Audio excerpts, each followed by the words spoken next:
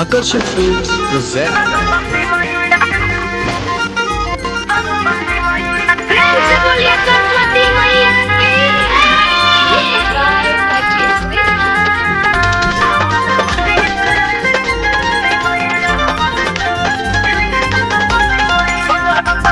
बड़ी लागत है स्वर्ग से चल बड़ी विद्या के देवी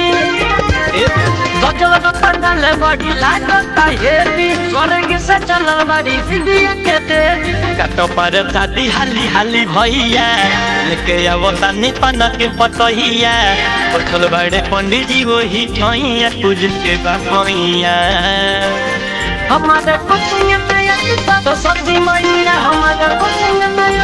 तो सदी मैया हमारा कुचिया तो सदी मैया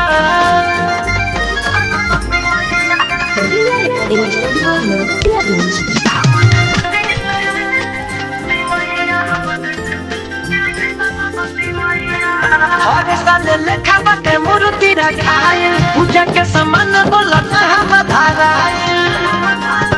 हर साल लेखा बाटे मूर्ति रखाए पूजा के सामान बोला कहाँ बधाराए वही तो बाहर गई है नैया पूजा बापा बैठे कृपा वही ठैया बुलावा छतल के हाथे दहिया पूज के बापैया हमारा कुचिया तो सदी मैया हमारा कुचिया तो सदी मैया हमारा कुचिया तो सदी मैया